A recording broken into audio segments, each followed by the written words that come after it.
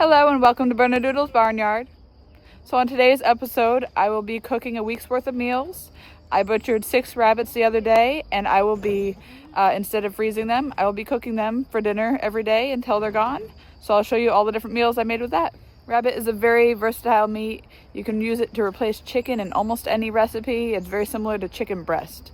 So I'm going to make it into pizza, some moose shoe pancakes. I'm gonna grill a bunch of it and we'll see what else I make. Let's get to it. All right, the third one is 3 pounds and a half an ounce. So this is a whole rabbit that's been trimmed. All the fat and any other things I didn't want to eat have been cut off it.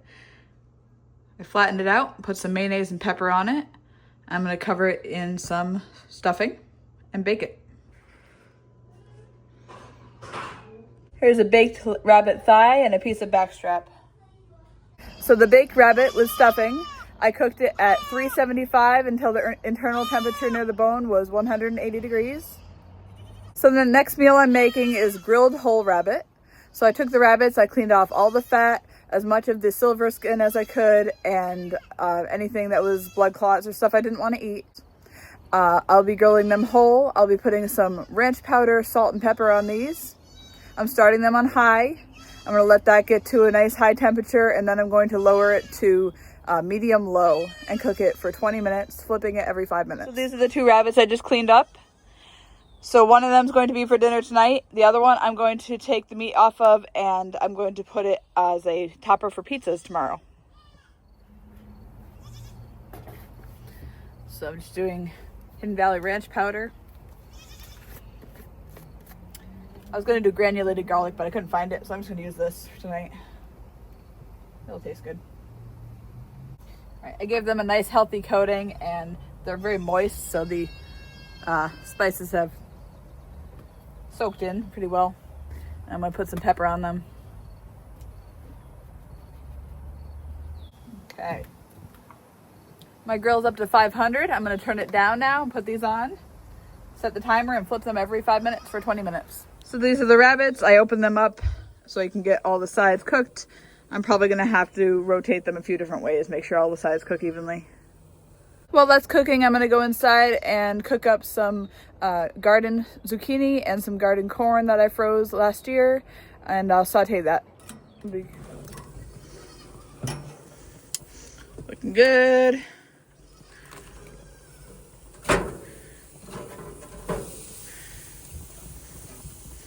Usually I part out my rabbits, so I'll only cook, say, the hinds all together, only cook the fronts together. That way things cook a little more evenly. But this week I didn't feel like doing that, so we're just going to use them as whole rabbits. I put a stick of goat's butter in the pan along with the frozen veggies, and I'm going to just spice it the same way I did the rabbits. That way it'll taste really good with it. A little bit of ranch and pepper. So when you're cooking them dry like this, there's not too much to do other than flip them about every 5 minutes to make sure they cook evenly. When you're using a marinade, I suggest using a brush and brushing the marinade on every 5 minutes, both sides. Makes it really nice and glazed.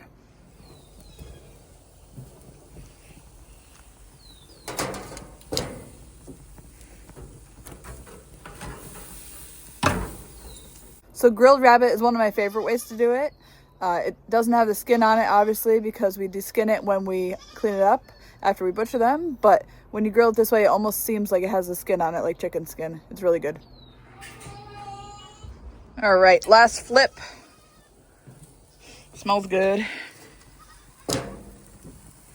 Nice and garlicky from that ranch sauce. I should have flattened out the front shoulders. That's not bad. Nice and juicy.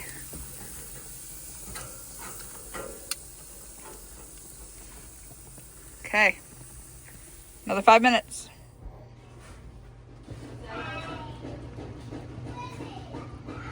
Hello. So this is the third night I have rabbit for dinner planned. The grilled rabbit I made yesterday with the ranch powder on it is going to go on top of some pizzas. We ate the belly flaps and all of the legs yesterday, so I saved the back straps and the tenderloins for the pizza. So I'm gonna preheat my oven. I like to warm the pizza pans in the oven. So I have a cast iron one and a stone one. I'm gonna put it up to 450.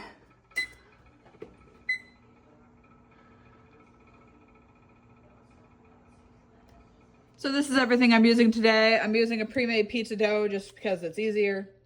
I buy a bunch and freeze them. I'm going to use some store-bought olives and pepperoni. Other than that, the sauce comes from my garden. The mozzarella comes from my goat's milk. Asparagus from the garden. And here's the ranch rabbit from last night. I'm going to cut that up small.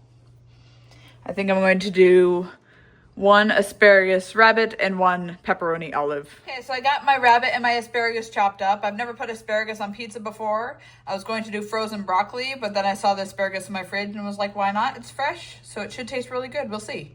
I cut it up pretty small. Pizza pans are in the oven. I just get everything ready. I have the pot holders down here so it doesn't melt my counter when I take the pizza pans out. I just have everything open and ready to go. So the first step I'm going to do when the pizza pans come out is I'm going to put some cornmeal down so the pizzas don't stick. I'm going to spread the doughs on the pizza pans, and then I'm going to let them cook for 2 minutes before I top them. Okay, now that I smoked up my house and set off my fire alarm with my oily pizza pans, I'm going to stretch the pizzas onto the pans. Cornmeal.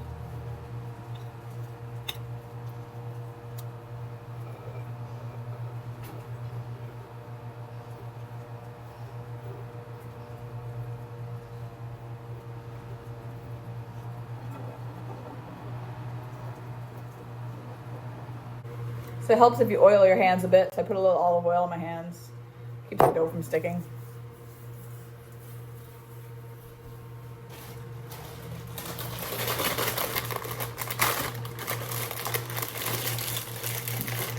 So eventually I might make my own dough. But at this point, this one comes out really good every time. And every one I've tried from online recipes has come out like cardboard. Plus, I'm not growing my own wheat anyways, so maybe one day we'll get to making our fresh pizza dough, but so.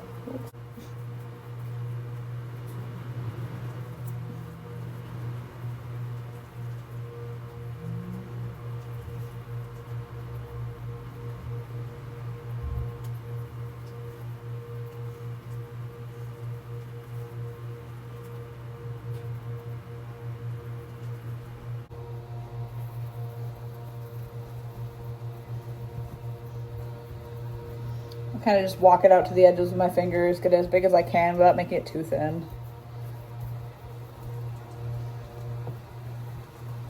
These are going to go back in the oven for 2 minutes, untopped.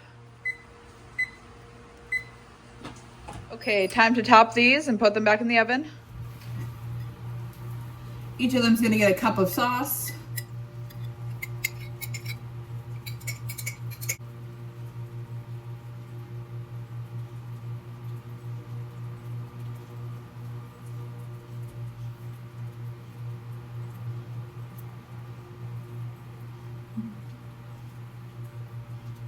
Okay, these are going to go in the oven for 10 minutes. Then I'm going to put the top shelf on the bottom, bottom on the top, and do probably another 10 minutes. So do it till the bottom's nice and golden brown. Okay, here are the final pizzas. There is my rabbit and asparagus pizza.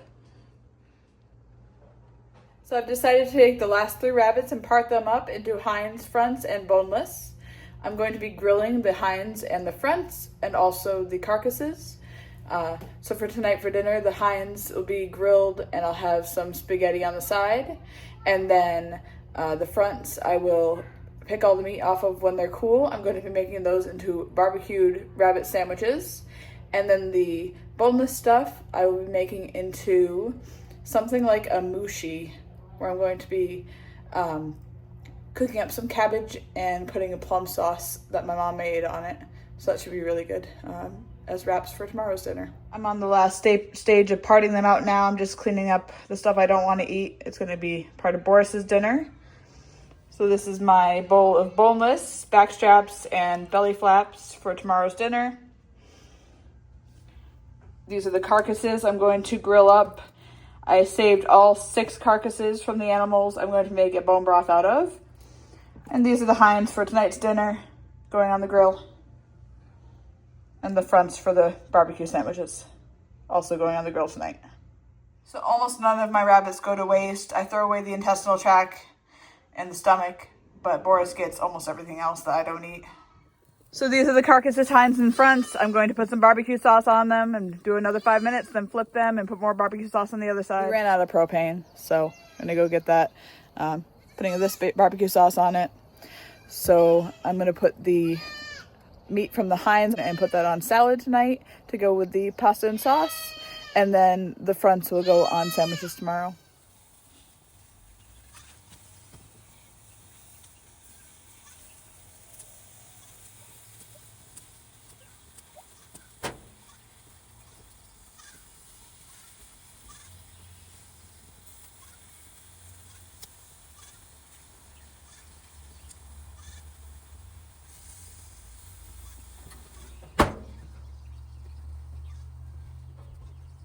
So the hinds are on for their last 5 minutes of their 20 minutes. I took the fronts off. They do better at 15 minutes.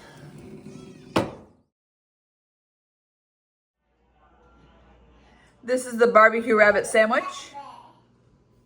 So tonight is the final dinner out of the rabbit meat, and that's going to be a rabbit with plum sauce and cabbage in a wrap. I'm trying to emulate, like, the Chinese food restaurant has the mushi pancakes. That's what I'm trying to get the similar flavor of. So I'm defrosting 4 bags of cabbage that I had frozen from last year's garden. The plum sauce was derived from a couple cans of prunes, which my mom was going to make a jam out of, and it came out more like a sauce, so I decided it'd be good on rabbit. So she had that cooking down, pitted and deskinned for a long time, and then put some cornstarch to thicken it a little more.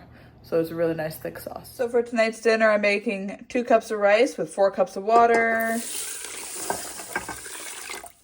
and a splash of olive oil.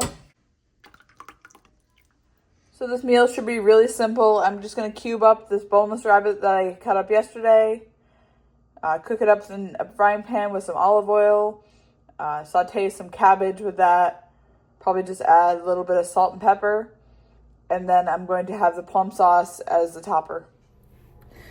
So for my rabbit meat prep for this meal, I'm putting the silver skin side down, this white. Taking a little bit at the end, but not cutting through the silver skin. And then I'm filleting off the silver skin, which is chewy. Makes your meat less tender.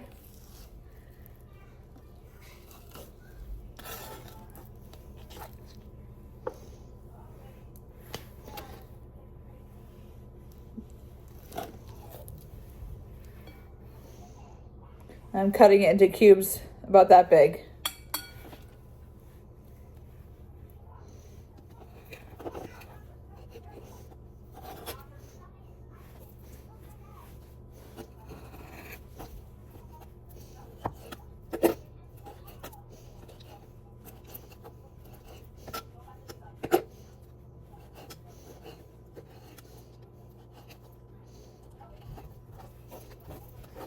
So I've changed my mind a bit for this meal. The belly flap pieces, these really skinny pieces, are a little on the chewier side. I'm going to be taking these and frying them up for sandwich meat tomorrow. So these are going back in the fridge. I'm not using these for my pancakes tonight. This is my pan of the cubed rabbit. I'm going to saute that up in some oil and then add the cabbage and cook that up too. As you can see, rabbit is really easy to put into any recipe you'd be using a chicken breast in. So you can make the substitution for rabbit with almost any chicken recipe, except it doesn't taste the same as a roasted chicken. That's definitely a different flavor, but any recipe where you're just adding pieces of chicken into, it tastes very similar. I'm just realizing now that with the white rabbit and the cabbage in a pancake, these are going to be very white mushu pancakes. So I'm going to add some shredded carrot to them, make it have some color.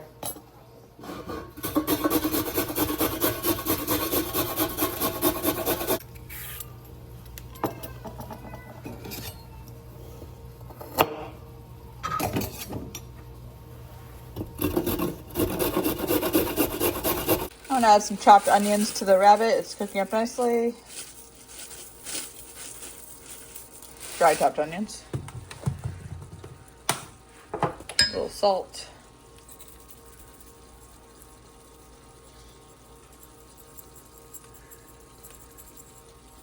a little pepper, a bit of crushed red pepper for some zing. I have a garlic scape from the garden. I'm going to cut that up and put it in with the rabbit. I'm going to add some of the plum sauce into the rabbit meat just to flavor it. Put it in this honey jar. And then the rest will go on top of the tacos.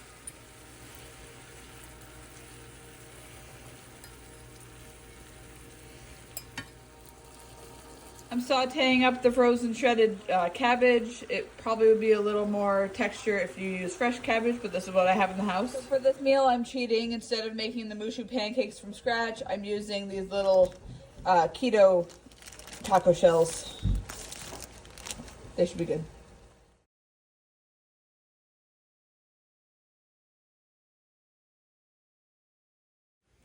So here are the pancakes. Some of that plum sauce on top. It's very thick. Are you stealing clothing? Are those yours? There they are. The rest of the rabbits have been butchered. I am making bone broth out of them now.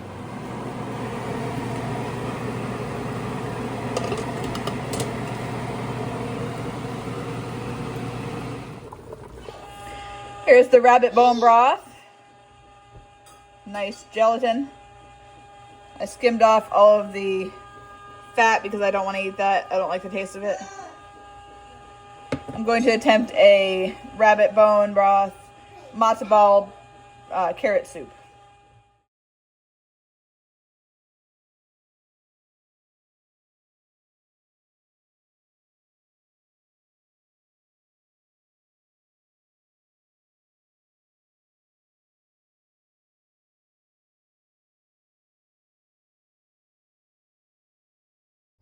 Thanks for watching, guys. Please remember to like, subscribe, and ring the notification bell. We'll see you next time on Bernadoodle's Barnyard.